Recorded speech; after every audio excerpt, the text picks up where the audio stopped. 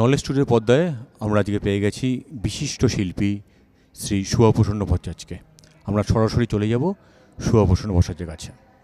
না, আমি তো জন্ম থেকেই বলা যায়, শৈশব থেকেই আমি কাজ করে চলেছি। সুতরাং এই সময়ে গত বছর থেকে বছরে যে কাজগুলো করেছি, অর্থাৎ সেই জার্নিটার যে ফলাফলটা, সেটা এই প্রদর্শনীতে দেখাবার জন্যে মানুষকে টাঙানো হয়েছে। এটা আই উইদিন বলে একটি সংস্থা, তারা দায়িত্ব নিয়ে কাজটা করছেন। এই হচ্ছে ব্যাপার। সারা কেমন পাচ্ছেন স্যার? হ্যাঁ, আমার তো প্রথম দিন প্রচুর মানুষ, সবাই দেখতে পারেননি, তবে প্রতিদিনই বেশ কিছু মানুষ আসছেন, তারা দেখছেন। এই তো আজকে খেলা থাকা সত্ত্বেও এত মানুষ বিকেলের দিকে এসেছেন, আমি অবাক হয়ে গেছি। এই হচ্ছে ব্যাপার।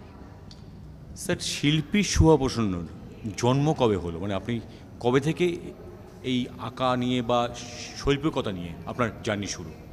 না, আমি একেবারে যখন বলা যায় কিশোর, সেই বয়স থেকেই কাজ করছি। প্রথমে আমার বাবার যে চেম্বার, বাবা ডাক্তার ছিলেন, সেখানে অনেক লোক আসতেন। সেই বিভিন্ন ধরনের মুখ দেখে আমি তাদের, তখন এতটাই ছোট যে আমি একটা চেয়ারের ওপর নীল ডাউন হয়ে বসে তাদের ছবি আঁকতাম। তাইতে অনেক প্রশংসা পেতাম। সেই প্রশংসাটাই আমার কাল হয়ে গেল। তাই থেকে আমি অনেক মানুষের ছবি আঁকতে শুরু করলাম। সারা পৃথিবীর বিখ্যাত মানুষ তখন যারা কলকাতায় আসতেন, আমি কোনো না কোনোভাবে সুযোগ করে তাদের ছবি আঁকতে শুরু করলাম। এইভাবেই শুরু। শিল্পী সুভাপ্রসন্নর সাথে আমরা একটা প্রতিবাদী সুভাপ্রসন্নকেও পেয়েছিলাম। সেই প্রতিবাদী সুভাপ্রসন্ন ইদানিংকালে আমরা খুব একটা খুঁজে পাচ্ছি না, কেন?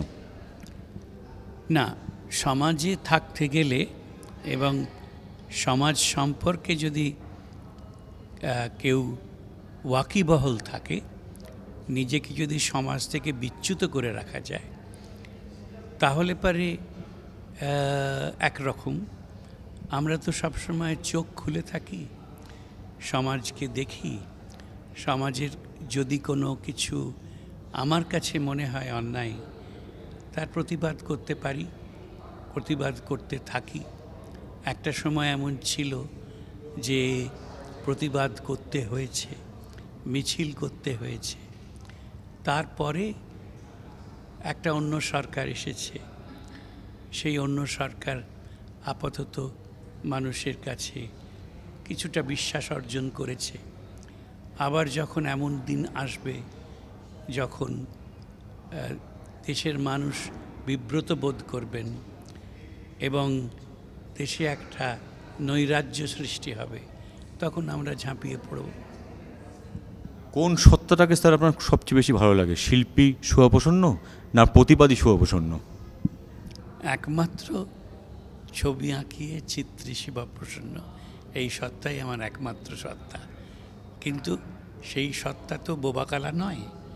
সেই সত্তার চোখ আছে, সংবেদনশীলতা আছে। সুতরাং সেখানে যতটুকু প্রতিবাদ আসতে পারে আসবে, কিন্তু প্রধান কাজ ছবি। আগামী দিনে স্যার ছবির মাধ্যমে এরকম প্রতিবাদ কি আমরা আরও দেখতে পাবো? নিশ্চয়ই সেরকম কিছু হলে দেখা যাবে। আমি তো গতবারেও যে এইসব গেল, একটি মেয়ে মারা গেল, তার উপরেও অনেক ছবি এঁকেছি। সুতরাং নিশ্চয়ই প্রতিবাদী ছবি যদি করতে হয় করব, কিন্তু আমরা কেউ চাই না অন্তর থেকে যে সেই রকম নৈরাজ্য আসুক। আরজিকর, যাদবপুর পরপর ঘটনা ঘটে যাচ্ছে। যত দিন যাচ্ছে সমাজের মধ্যে এরকম বিশৃঙ্খলা অবস্থার সৃষ্টি হচ্ছে। শিল্পী সুভাপ্রসন্ন এই বিষয়ে কী বলছেন? না, সমাজ মানেই তো একেবারে ফুরফুরে হাওয়ার মতন বা পালতোলা নৌকোর গতিতে চলে যাবে তা তো নয়। সমাজে আমরা যদি প্রাচীন সমাজ থেকে দেখি, সেখানেও নানান রকম দুর্ঘটনা আছে, সেখানেও প্রতিবাদ আছে, সেখানেও এই ধরনের ঘটনা ঘটেছিল। সেই হিসেবে সেইটাকে মনে করে রাখলে পারে সেই আবহমান যা চলে আসছে তার মধ্যে আমি একজন। আপনার অসামান্য কিছু আঁকা বিভিন্ন সময় আপনার যারা গুণমুগ্ধ, আমরা যারা তারা পেয়ে এসেছি, আগামী দিনে এরকম আরও কিছু অসামান্য আঁকা নিশ্চয়ই আমরা পাবো আপনার কাছ থেকে। এটাই তো আমার কাজ, দিনরাত কাজ করি, এবং যখন যে মুহূর্তে কাজ করি সেটাতে খুব ভাল লাগে। আবার যেই শেষ হয় তখন একটা অতৃপ্তি চলে আসে, মনে হয় আরও ভালো একটা কাজ করি। সেই জিনিসই আমরা করে যাব। আমরা নলেজ টুডের পর্দায় পেয়েছিলাম শিল্পী সুপ্রসন্ন ভট্টাচার্যকে। তার মূল্যবান কথা আমরা শুনলাম এবং আগামী দিনে তার কাছ থেকে আরও অসামান্য কিছু তার শিল্প সত্তা আমাদের কাছে আসবে, তার গুণমুগ্ধদের কাছে আসবে। উনি এই বার্তাই দিলেন। ধন্যবাদ।